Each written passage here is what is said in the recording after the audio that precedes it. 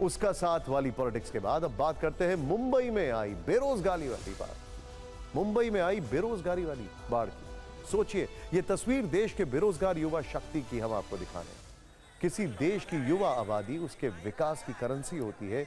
यही करेंसी देश की जीडीपी का ग्रोथ इंजन बनाती है, और अगर इसी करेंसी को कैश कराने का मौका ना मिले तो देश की ग्रोथ वाली गाड़ी हिचकोले खाने लगती है।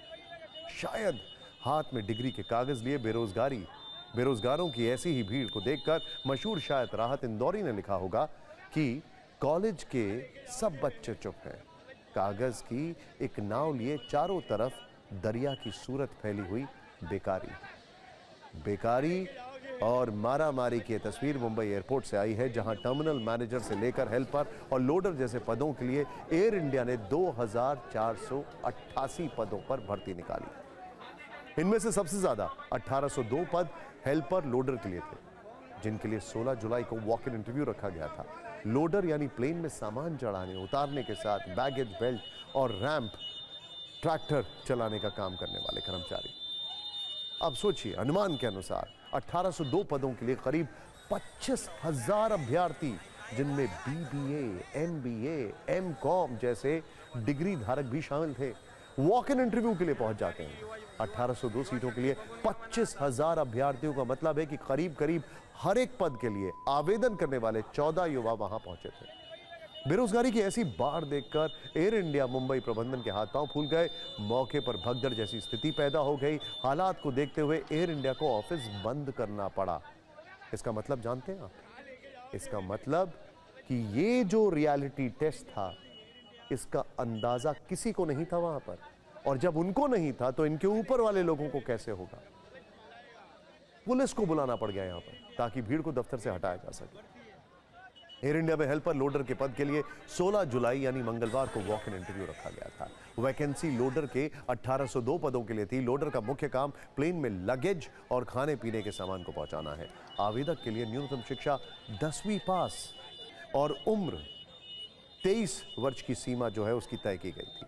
वेतन 22,530 रुपए, 22,500 रुपए निर्धारित किया गया था, और 3 वर्षों के कॉन्ट्रैक्ट पर कर्मचारी को रखा जाना था। यानी परमानेंट जॉब नहीं थी, सिर्फ कॉन्ट्रैक्चुअल जॉब था। तब यह हाल है।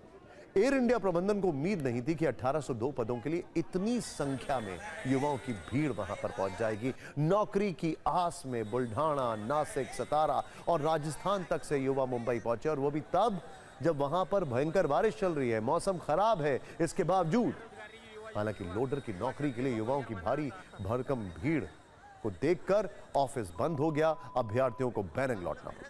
TV9 भारतवर्ष संवाददाता राजीव सिंह ने ऐसे ही कुछ अभ्यर्थियों से बात की और जाना कि इस नौकरी की कीमत उनके लिए क्या है।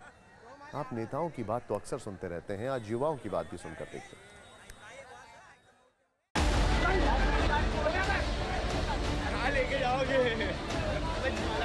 एयर इंडिया की तरफ से जॉब को लेकर वैकेंसी निकाली गई थी, और ये वैकेंसी हेल्पर और लोडर जैसी पोस्ट के लिए थी। मुंबई सहार एयरपोर्ट पर ये एयर इंडिया की बिल्डिंग, और यहीं पर जो है भीड़ बहुत ज़्यादा हो गई थी, जिस वजह से यहाँ पर मंगलवार को भीड़ को पुलिस मजबूरन हटाना पड़ा। और यहाँ पर आप देखिए, अभी भी लोग जो हैं बड़ी संख्या में युवा वर्ग पहुँच रहे हैं जॉब के लिए।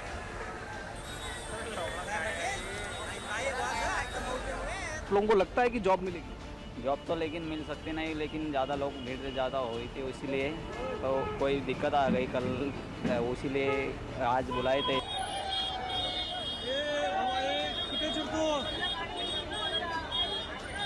हैंडीमैन के लिए अप्लाई किए सब, और यहाँ पर मेरे ख्याल से 17 से कुछ पोस्ट है। यहाँ लड़के लोग पहुँचे, 2003 लड़के लोग पहुँचे थे यहाँ पे।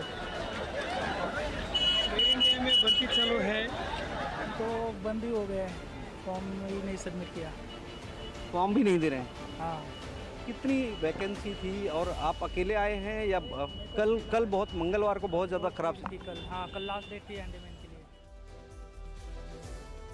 जब भी देश में बेरोजगारी वाले सवालों की बाढ़ आती है तो देश के नेताओं की सियासी जमीन पर बयानों वाले कुकुरमुत्ते फलने फूलने लगते हैं। विपक्षी दल जो हैं वर्तमान सरकारों पर युवाओं के भविष्य के साथ खिलवाड़ का आरोप लगाते हैं, तो सत्ता में बैठी पार्टियां पिछली सरकारों के सिर पर इल्जाम थोप देती हैं। कुल मिलाकर राजनीतिक दल आरोपों वाली गेंद इधर से उधर, उधर से इधर उछालने लगते हैं, और इस मामले में भी यही हो रहा है।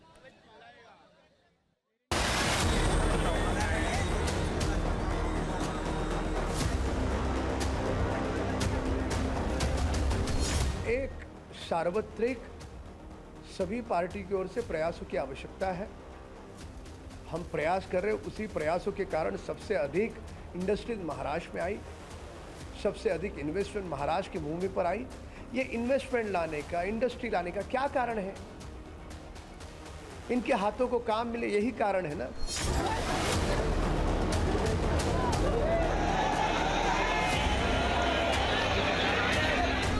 आज हमारे बेरोजगार नौजवान कहीं भी नौकरियों के लिए, अगर कहीं 5 नौकरी की ज़रूरत है तो वहाँ पे 5000 लोग जमा हो जा रहे हैं।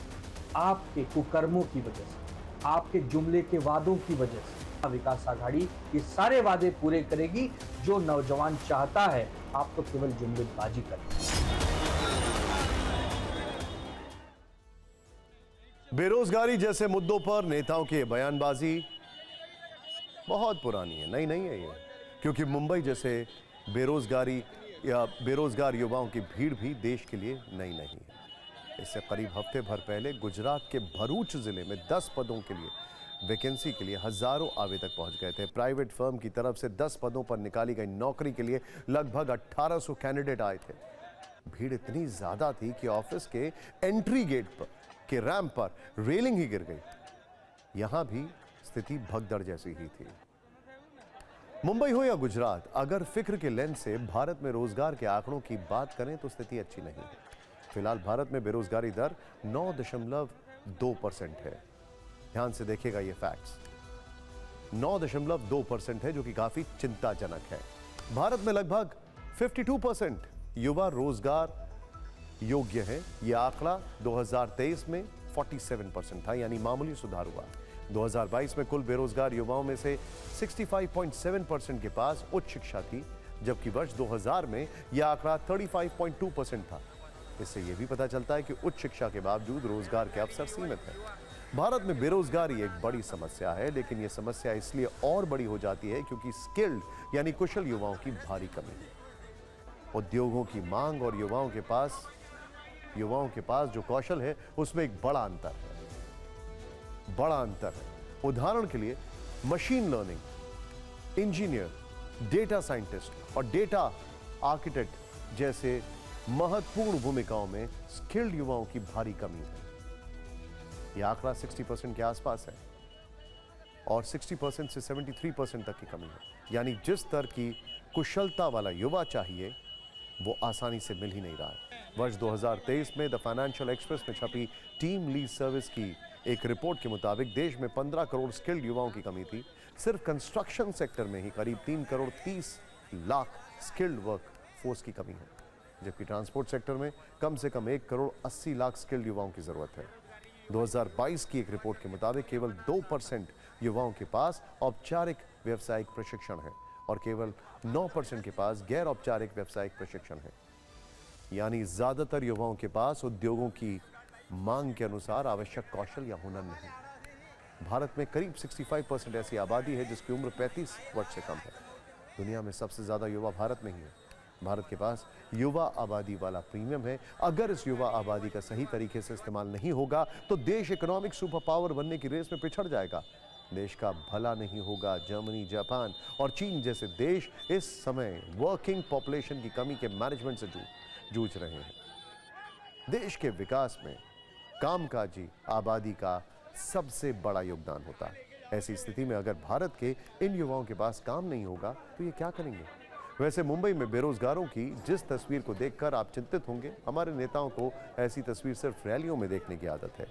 रैलियों में ऐसी भीड़ देखकर नेताओं को गर्व होता है, वो गदगद हो जाते हैं, उनकी चुनावी जीत का सूचकांक ऊपर की तरफ बढ़ जाता है। लेकिन आज की ये तस्वीर उन्हें भी अच्छी नहीं लग रही होगी, क्योंकि इससे उनकी असफलता की छुपी हुई फिल्म रिलीज हुई।